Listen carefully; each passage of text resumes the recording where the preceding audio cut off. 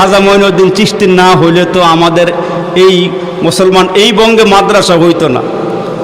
ওনার হাতে হাত দিয়া 90 লাখ হিন্দু কালমা পড়ে মুসলমান হয়েছে। কত বড় কথা, সুবহানাল্লাহ জোরে বলেন। তো হুজুরে গিয়ে আস্তানা গাড়ছে আনা সাগরের পারে। কোন পারে? ওই যে ভারতবর্ষে একটা বড় নদীর নাম হলো আনা সাগর। তো উনি আল্লাহওয়ালা মানুষ, সাদা দিলের মানুষ, সাদা মনের মানুষ। সাগরের পারে গিয়া যখন মুসলমান বাইরে আস্তানা গাড়ছে, তো ওইখানে আনা সাগরের পানি লইয়া অজু কইরা উনি আল্লাহ পাককে ডাকে, আরাধনা করে, নামাজ কালাম পড়ে। কিন্তু এই খবর যখন তৎকালীন সময়ের বাদশা খবর পাইছি, বলতেছে একটা কাজ করো, এই মৌলবীর হাতে যেমনি মানুষ হাত দিয়া দিয়ে কালমা পড়তেছে, কবে জানি দল বাড়ি করে আমার রাজত্ব দখল করে নেয়। পুলিশ পাঠাইয়া দিয়ে বলতেছে চতুর্দিক দিয়ে ঘেরাও করো, আর এই মৌলবী যেন আনা সাগরের থেকে পানি আইনা অজু না করতে পারে, অজুর রাস্তা বন্ধ করে দাও। নাউজুবিল্লাহ জোরে কোন। এই পানি কার দেওয়া? বাবা জোরে কর। পানিটা কার দেওয়া? আর বন্ধ করে কেডায়? না, রাজায় বন্ধ করে দেয় যেন হুজুরে পানি নিতে না পারে। এখন মুসলমান চতুর্দিক দিয়ে হুজুর রে নজরবন্দি করা।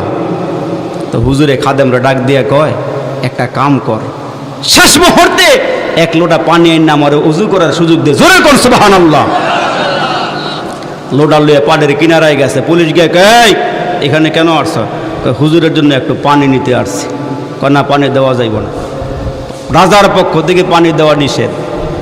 রাজার পক্ষ থেকে পানি দেওয়া নিষেধ। আমার মুসলমান ভাইরা রে, খাদেম ডেকে বলে, পুলিশ ভাইরা রে, আনা সাগরে crore crore million billion trillion পানি হবে, আমাকে আধা লোটা পানি দাও, বেশি পানি দেওয়ার দরকার নাই।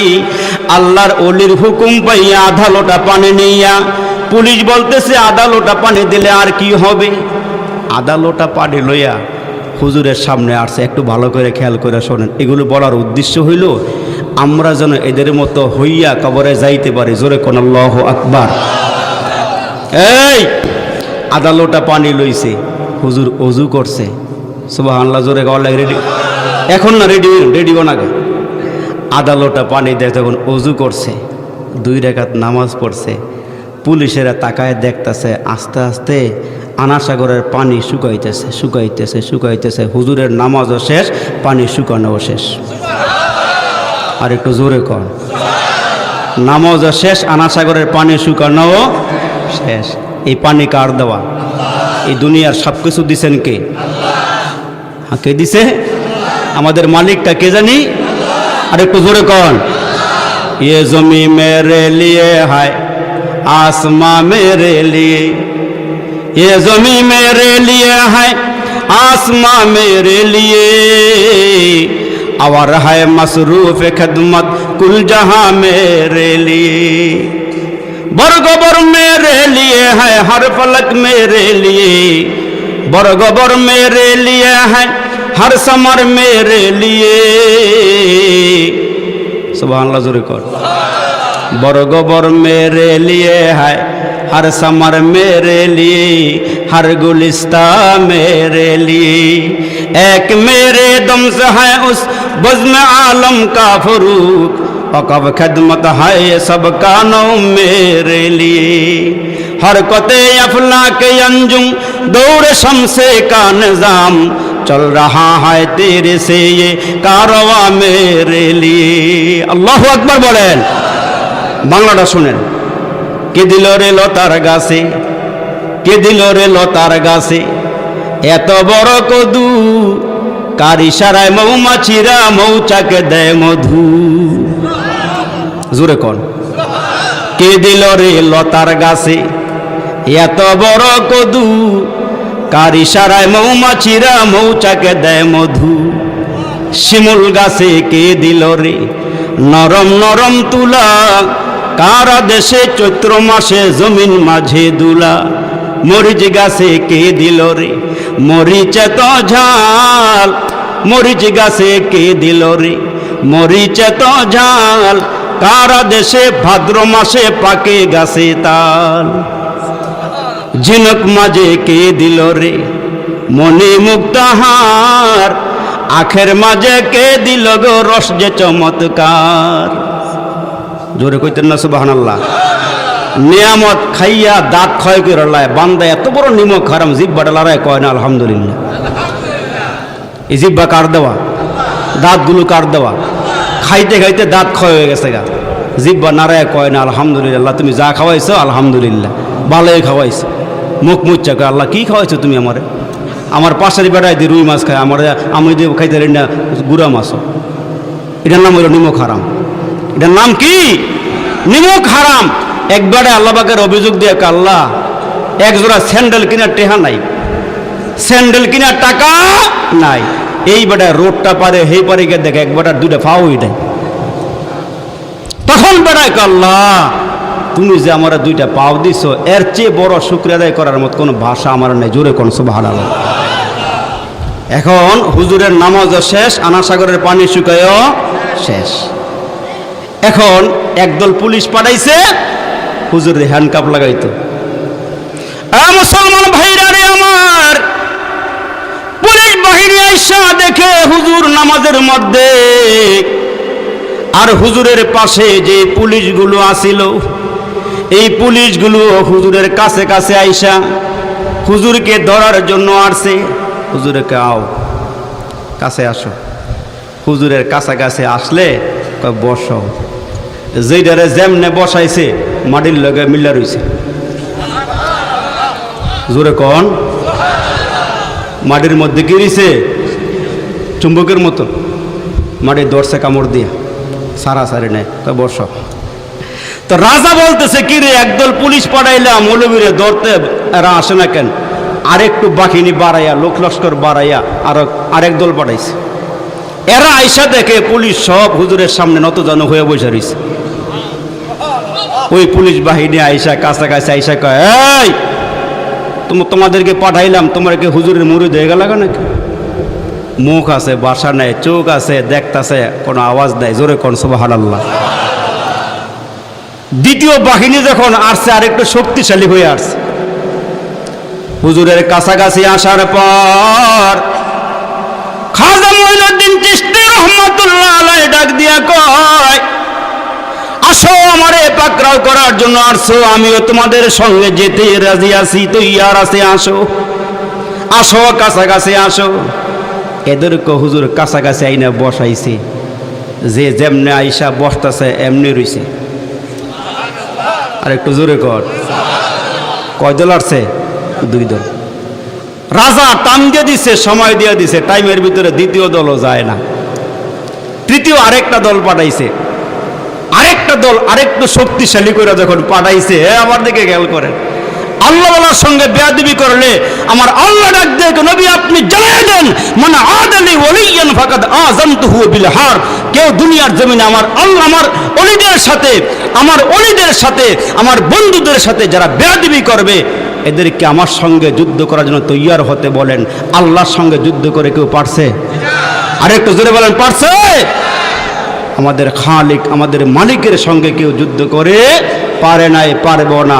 আল্লাহ পাকের রাসূল বলেন, যারা আল্লাহওয়ালাদের সঙ্গে বেয়াদবি করো তোমরা আল্লাহর সঙ্গে যুদ্ধ করার জন্য তৈয়ার থাকো। তার কারণ আল্লাহ বলেন, যারা আল্লাহওয়ালা এরা আমার বন্ধু, এদেরকে আমি আল্লাহ নিজে পাহারাদারি করি। সুবহানাল্লাহ জোরে বলে। তৃতীয় দল আসছে আরেকটু শক্তিশালী হইয়া। মুসলমান বাবাজিরা, তৃতীয় দল আসার পরে হুজুর ডাক দিয়া কয়, আসো আমারে বন্দি করবা, হ্যান্ডকাপ লাগাইবা, আমিও তোমাদের সঙ্গে যেতে রাজি আছি, বন্দিশালায় আবদ্ধ হতে চাই, আসো। এরা যখন হুজুরের কাছাকাছি এসে গেছে গো বাবা, একবারে নিকটে আসার সঙ্গে সঙ্গে হুজুর বলেন, বসো বসো। এরাও যখন হুজুরের সামনে বসছে, এরাও আস্তে আস্তে মাটির সঙ্গে লাগতেছে। মুসলমান মাটি এমন করে শক্ত করে ধরছে, উঠতে চায়, মনে হয় আডো সিরা যাইব, ফাঁসা সিরা যাইব, উঠতে পারতেছে না। সুবহানাল্লাহ জোরে কর। 3 দল আইসা হুজুরের সামনে নতজন হয়ে বসা। এবার 4 নম্বর একবারে সব প্রশাসনের লোক মিলাইয়া আরেকটু একবারে দলটারে বাড়ি করে বাড়াইছে। এরাও যখন হুজুরের কাছে আইসা দেখে একটা এনে বসা, আরেকটা ওইখানে, আরেকটা ওইখানে, আরেকটা এমনি চতুর্দিক দিয়ে বসা, মনে হয় যেন হুজুরে মক্তব্য পড়াইতেছে আর হেরা মক্তব্যের মধ্যে আলিফ বা তাসা পড়তেছে। সুবহানাল্লাহ জোরে কর। বাহিনী আইসে এদের হালাত একই, এরাও বসছে, বসার থেকে উঠতে পারে না। এবার রাজা চিন্তা করে, কিরি 4টা বাহিনী পাঠাইলাম, এরা ফিরে আসতেছে না কেন, আমি নিজে একটু যাইয়া দেখি। তো বাদশাহ ওনার খাস মহলের লোকজন সঙ্গে করে লইয়া একবারে খাস বডিগার্ড সাথে দিয়া বাদশাহ আসছে। আইসা দেখে যে যেমনে আসছে এমনি বসা, রাজাও কাছাকাছি আসছে। আসার আগে আবার মার সাথে কথা কয়েছে, মা একটু দোয়া করে দাও আমি যাই। কয় মৌলবীর সঙ্গে বেদবি করো না, বেদবি করলে কিন্তু সারখার হয়ে যাবে। আর একটু জোরে কন, মৌলবীর সঙ্গে বেদবি করো না, করলে কিন্তু সারখার হয়ে যাইবে। এখন হুজুরের কাছে আসছে, আইসা কয় হুজুর কি কেরামতি নিয়ে মৌলবী সাহেব আপনি এখানে আসছেন? আপনি 1 লোটা পানি আনলেন আনা সাগরের থেকে, এখন সব পানি শুকায় গেছে। আমাদের গরু ছাগল বকরি বেড়া এরা পানি না খাইয়া এরা মারা যাইতেছে। এমনকি দুগ্ধ পোষ্য শিশু পর্যন্ত মায়ের বুকের থেকে দুধ পাইতেছে না। পাক পাখালি পশু পাখি পর্যন্ত হয়রান পেরেশান হয়ে গেছে। আমি আপনার কাছে ক্ষমা চাই, আমি আপনার কাছে মাপ চাই, আপনি আমাকে মাফ করে দেন। আর হুজুর আমি আমার রাজ্যটা আপনার জন্য উন্মুক্ত করে দিলাম। হুজুর আল্লাহর হস্তে আপনি পানিটা দিলে দেন, পানিটা ফালাইয়া দেন। হুজুর ডেকে বলে, আল্লাহ সমস্ত মাখলুক যেন যেহেতু কষ্ট করতেছে, খাদেমকে ডাক দিয়া কয়, খাদেম রে এই লোটার পানি নিয়া যতটুকুন পানি আছে এতটুকুন পানি আনা সাগরে ছেড়ে দে, আর না হয় কিন্তু পানি যেমনে শুকায় গেছে এমনি থাকবে। ও মুসলমান, ওই মুহূর্তে যখন রাজা চলে আসছে, খামার হাত বাড়াইয়া দিছে। আমার আল্লাহ ডাক দিয়া কয়, মঈনুদ্দিন তুমি একটা কাজ করো, আমার মাখলুককে আর কোনো কষ্ট দিও না, কারণ তুমি আমার খাস বান্দা, তুমি আমার প্রিয় বান্দা, তুমি আমার বন্ধু, তুমি আমারে ভালোবাসো, আমিও তোমারে ভালোবাসি। এরে মঈনুদ্দিন তোর চোখটা যেন আমার চোখ হয়ে গেছে, তোর হাতগুলো যেন আমার হাত হয়ে গেছে, তোর পাগুলো যেন আমার পা হইয়া গেছে। এরে মঈনুদ্দিন একটা কাজ কর, এই পানিগুলো ঢেলে দিতে বল, তোর খাদেমরে বল পানি যেন আনা সাগরের মধ্যে ছেড়ে দেয়। খাদেম বলে, আমি আর দেরি করি নাই, লোটার মধ্যে বদনার মধ্যে যতটুকু পানি ছিল ওই পানি নিয়ে আমি বের হয়ে গেলাম, আনা সাগরের মধ্যে ছেড়ে দিলাম। আমি তাকায় দেখি গো আগের মতো আনা সাগরের মধ্যে পানির জোয়ার আসা শুরু হইয়া গেছে। আমার আল্লাহ ডাক দেয়া কয়, মোমেন মুসলমানেরা রে, তোমরা যদি আমার হয়ে যাও আমি আল্লাহ তোমাদের হয়ে যাই। তোমরা যদি আমারে স্মরণ করো আমি আল্লাহ তোমাদেরকে স্মরণ করি। তোমরা আমারে ভুলিয়া গেলে আমি আল্লাহ তোমাদেরকে স্মরণ করি। জাকারতানি জাকারতুকা, তোমরা আমাকে স্মরণ করলে আমি আল্লাহ তোমাদেরকে স্মরণ করে।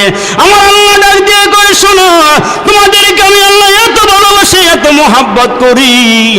আমি আল্লাহ হুকুম করেছিলাম 5 ওয়াক্ত নামাজ পড়বা, কিন্তু তোমরা আজান হলে খেত খামারে চলে গেলা।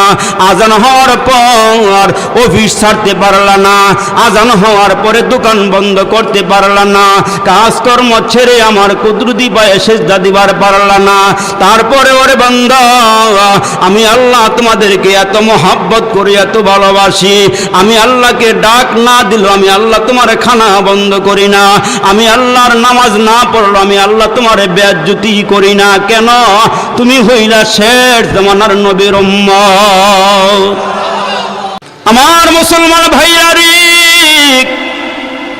উকবা ইবনে নাফি যখন আফ্রিকায় গেলেন কালিমার পতাকা উত্তোলন করলেন, ওইখানে গিয়া কালিমার দাওয়াত দিলেন।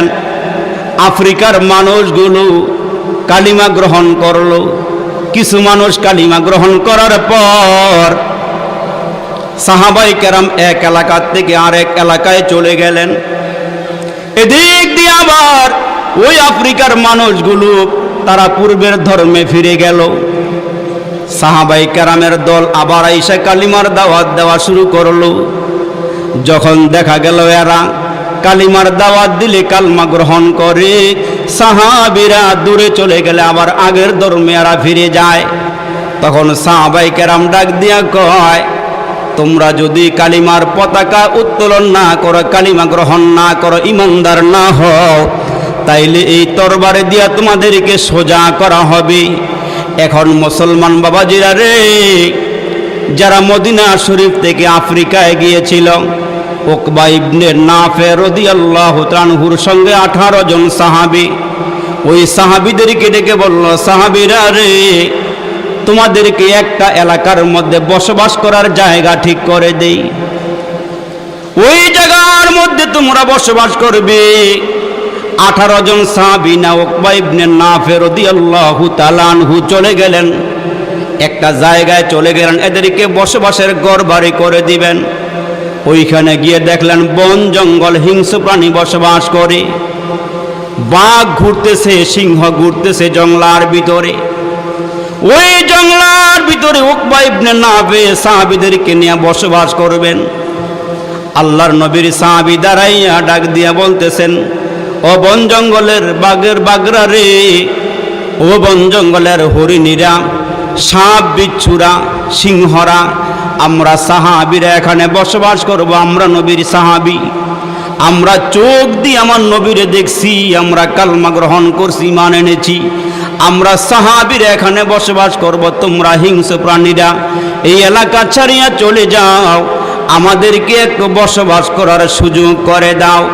আমার এই বক্তব্য শোনার পর যারা জঙ্গলার ভিতরে থাকবা, তরবারি দিয়ে এদেরকে সাইজ করা হবে।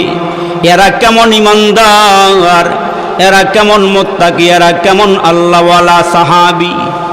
আল্লাহ নবীর সাহাবী হযরত উকবা ইবনে নাফে দাঁড়াইয়া যখন বক্তব্য দিলেন, বয়ান দিলেন, সাহাবীরা বলেন, তাকায়া দেখি বাঘের লাইনে বাঘ, সিংহের লাইনে সিংহ, সাপের লাইনে সাপ, আন্ডা বাচ্চা মুখের মধ্যে কামড় দিয়া মুহূর্তের মধ্যে জঙ্গল ছাড়িয়া ওনারা বিদায় হইয়া চলে যাইতেছে। সাহাবীরা তাকায়া দেখি বাঘ পর্যন্ত সাহাবীদের কথা শুনে, সিংহ পর্যন্ত সাহাবীদের কথা শুনে, কারণ এরা এক আল্লাহতে বিশ্বাসী। এরা আল্লাহর পরিমাণ আনয়ন করার পর এরা জীবন বিসর্জন দিয়ে দেয় আল্লাহর রাস্তায়, এরা ঈমান দেয় না। এরে মুসলমান বন্ধুরা রে, আমাদের উপরে ঝড় তুফান আসবে, কখনো কাফের বেদিনদের পক্ষ থেকে। আমাদের ঈমানকে পরীক্ষা করার জন্য মাঝে মাঝে এরা আমাদের কোরআন নিয়ে, আমাদের নবীকে নিয়ে, আমার নবীর হাদিস মুবারকা নিয়ে, আমার নবীর হাদিস শরীফ নিয়ে, মাদ্রাসা নিয়ে, মসজিদ নিয়ে, তবলিগ নিয়ে, মুসলমান হক্কানে পীর বুজুর্গ নিয়ে এরা মাঝে মাঝে খোঁচাখুচি করবে। ওই মুহূর্তে আমরা যদি আল্লাহর উপর ঈমান আনয়ন করে আমাদের ঈমানটা মজবুত করে চলতে পারি, আমার আল্লাহ ডাক দিয়ে বলেন, মুসলমানেরা তোমরা সাক্ষ্য থাকি, তোমরা আমার উপরে বিশ্বাস রাখিও, আমি আল্লাহ পদে পদে তোমাদের উপরে সাহায্য করব। সাহাবীরা আল্লাহর পক্ষ থেকে সাহায্য পেয়েছে। সাহাবীদের কথা জঙ্গলার হরিণে শুনছে, বাঘ বাঘিনে শুনছে, এরা আল্লাহকে রাজি আর খুশি করে বাড়াইছে। শুধু কি তাই রে মুসলমান, ওই সাহাবীদের পথ অনুকরণ কইরা জমিনে যারা চলাফেরা করছে, আমি আমার বাংলাদেশের বুজুর্গের কথা বলি, খেয়াল করা শোনেন। বাংলার একজন বুজুর্গ আল্লামা হাফিজ হুজুর রহমাতুল্লাহ আলাইহি, আপনারা অনেক মুরব্বী দেখেছেন, অনেক মুরব্বী হুজুরের বয়ানও শুনেছেন, কেরামতির কথা আপনারা শুনেছেন। হুজুর যেই বৎসর নির্বাচন করবেন, লালবাগে হুজুর ঘোষণা দিলেন, আমি আজকের বিকালে প্রেস ক্লাবে সাংবাদিক সম্মেলন করব। হুজুর ছিল আল্লাহ ওয়ালা, আল্লাহ ছাড়া কাউকে ভয় করে নাই, কোন শাসককে ভয় করে নাই, কারো রক্তচক্ষুকে আল্লাহর ওলি ভয় করে নাই। ঘোষণা দিয়ে দিলেন, বিকালবেলা প্রেস ক্লাবে গিয়ে আমি সাংবাদিক সম্মেলন করব। তৎকালীন সময়ের সরকার এই খবর পাই আওয়াজ দিয়ে বললেন, হাফিজ হুজুর যেন মাদ্রাসা থেকে বের হতে না পারে। তখন হুজুর ছিলেন ঢাকার লালবাগ মাদ্রাসায়।